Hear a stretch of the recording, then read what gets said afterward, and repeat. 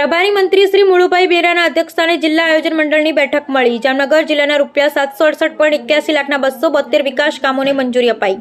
છેવાડાના લોકો સુધી વિકાસ કામોનો લાભ સાચા અર્થમાં પહોંચે તે દિશામાં કામગીરી કરવા હાથ ધરવા મંત્રીશ્રીનું સૂચન। જામનગર જિલ્લા પ્રભારી મંત્રી જિલ્લા આયોજન મંડળના અધ્યક્ષ તથા રાજ્યના કેબિનેટ મંત્રી મુળુભાઈ બેરાના અધ્યક્ષસ્થાને કલેક્ટર કચેરીના સભાખંડ ખાતે વર્ષ 2025-26 જિલ્લા આયોજન મંડળની બેઠક યોજાઈ, જેમાં પ્રભારી મંત્રીશ્રી દ્વારા વર્ષ 2025-26 માટે જામનગર જિલ્લાના તમામ 6 તાલુકા તથા સિક્કા અને જામજોધપુર નગરપાલિકાના વિકાસ કામો માટે વિવેકાધીન સામાન્ય જોગવાઈ હેઠળ ₹658.65 લાખના કુલ 226 કામો તેમજ અનુસૂચિત જાતિ જોગવાઈના ₹97.66 લાખના કુલ 41 કામો તેમજ 5% પ્રોત્સાહક જોગવાઈના ₹12.50 લાખના કુલ 5 કામો મળી ₹768.81 લાખના 272 કામોને મંજૂરી મળી।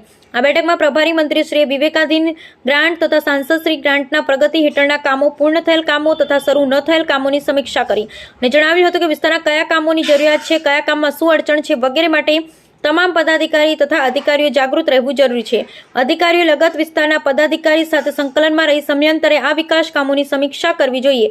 વધુમાં મંત્રીશ્રીએ પર્યાવરણની જાળવણી થાય તેમજ છેવાડાના લોકો સુધી આ વિકાસના કામોનો લાભ સાચા અર્થમાં પહોંચે તે દિશામાં કામગીરી હાથ ધરવા ઉપસ્થિત સૌને જણાવ્યું।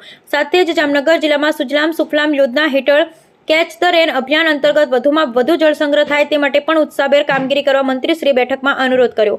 બેઠકમાં જિલ્લા કલેક્ટર કેતન ઠક્કરે જિલ્લાના વિકાસ માટે ફાળવેલ ગ્રાન્ટની ચુસ્ત અમલવારી કરવા તેમજ કોઈ ક્ષતિ ન રહે તે જોવા જણાવ્યું હતું। સાથે જ કામો સમયમર્યાદામાં પૂર્ણ થાય તેમજ શરૂ ન થઈ શકનારા કામોના કારણો તપાસી અમલીકરણ અધિકારી તે અંગેની જરૂરી સમીક્ષા કરવા પણ સૂચન કર્યું।